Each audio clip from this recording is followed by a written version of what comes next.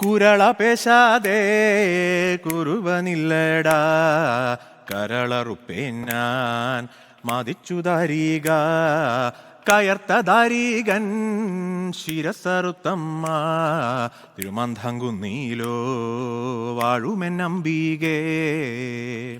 ഇങ്ങനെ അങ്ങ് പറഞ്ഞു പോവാണ്. അതെ, കളമ്പാട്ട്. കളമ്പാട്ടിന് എല്ലാ പാട്ടിലും ഒരു കഥകളി സംഗീതത്തിന്റെയും ശാസ്ത്രീയ സംഗീതത്തിന്റെയും കർണാടിക് സംഗീതത്തിന്റെയും ഒക്കെ ഒരു ഇൻഫ്ലുവൻസ് ഉണ്ടാവില്ല. ഇൻഫ്ലുവൻസ് എന്ന് പറഞ്ഞാൽ ഇത് കേട്ട് പഴക്കമുള്ളത് നമ്മൾ അങ്ങനെ ചെയ്യുന്നു. അപ്പം നമ്മളൊക്കെ നാട്ടിൻപുറത്ത് നമ്മൾ ജീവിക്കുന്ന സമയത്ത് സ്ഥിരമായിട്ട് ഈ കളമ്പാട്ടിന് നമ്മൾ അവിടുത്തെ കുറുപ്പന്മാർ വന്നിട്ട് ഈ നന്ദുണിയൊക്കെ പിടിച്ച് കാണുന്നുണ്ട്.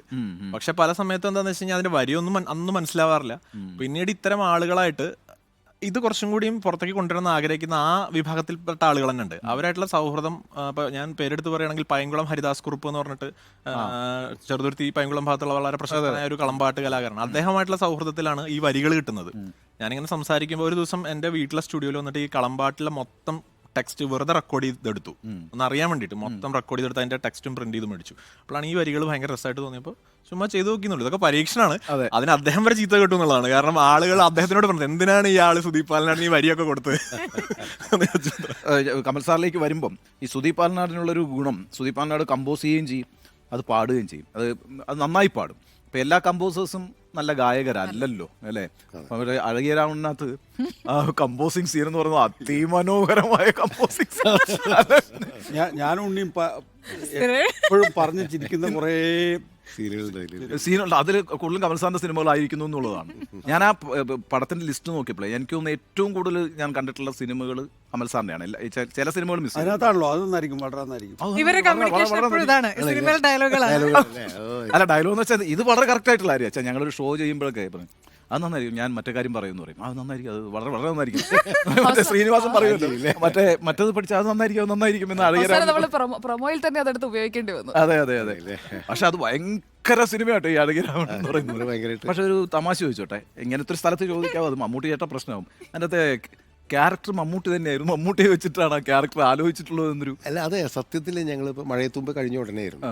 അപ്പോൾ അതേ പ്രൊഡ്യൂസർ ശ്രീനിവാസൻ, ഞാൻ, മമ്മൂട്ടി എന്നുള്ള രീതിയിലാണ് ഞങ്ങൾ ആ കോമ്പിനേഷനിൽ തന്നെയാണ് ആരംഭിക്കുന്നത്. അപ്പോൾ ഇങ്ങനൊരു കഥ ഇങ്ങനെ വന്നു കഴിഞ്ഞപ്പോൾ ആദ്യം ഞങ്ങൾ കഥ പ്രൊഡ്യൂസറെ അടുത്ത് പറഞ്ഞു. പ്രൊഡ്യൂസർ പറഞ്ഞാൽ ഇത് മമ്മൂട്ടി ചെയ്ത് കഴിഞ്ഞാൽ കുഴപ്പം, മമ്മൂട്ടി ചീത്ത വിളിക്കില്ലേ, ഇത് മോഹൻലാൽ ചെയ്യേണ്ട ക്യാരക്ടറല്ലേ എന്ന് പറഞ്ഞു. നമുക്ക് പറഞ്ഞു നോക്കാം എന്ന് പറഞ്ഞു. ശ്രീനിയാണ് ഫോണിൽ കൂടി മമ്മൂട്ടിയോട് പറഞ്ഞു, ഇങ്ങനെ ഒരു ക്യാരക്ടറാണ്, ഒരു കോടീശ്വരൻ, ഇങ്ങനെ വേദനിക്കുന്ന കോടീശ്വരൻ ഡയലോഗ് പറഞ്ഞു. അപ്പോൾ മമ്മൂട്ടി കുറച്ച് നേരം സൈലന്റ് ആയി, ഒന്നും പറഞ്ഞില്ല. ഞാൻ 5 മിനിറ്റ് വിളിക്കാമെന്ന് പറഞ്ഞിട്ട് കട്ട് ചെയ്ത് വിളിക്കണം. അപ്പോൾ ഞാൻ മേടിച്ച് പോയി, ഇനി വിളിക്കാൻ പോയി. പുള്ളി തിരിച്ചു വിളിച്ചു. അന്ന് ലാൻഡ് ഫോണാണല്ലോ. തിരിച്ചു വിളിച്ചിട്ട് പറഞ്ഞു, അല്ല നിങ്ങൾ എന്താ ഉദ്ദേശിക്കുന്നതെന്ന് ചോദിച്ചാൽ, എന്നെ കളിയാക്കാനാണോ?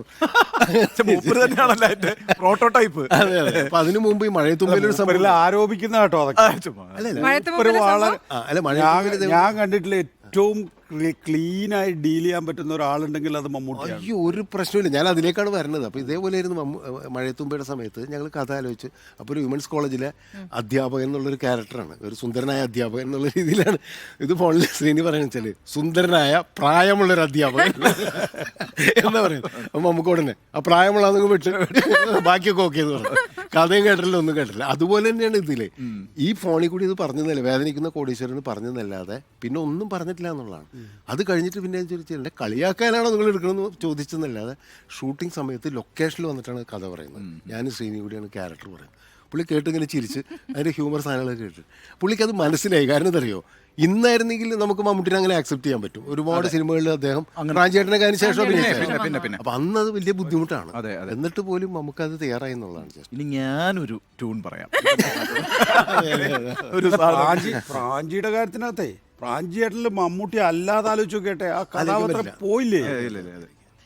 നമുക്ക് മമ്മൂട്ടിയിൽ നിന്ന് മാറ്റി പിടിക്കാം.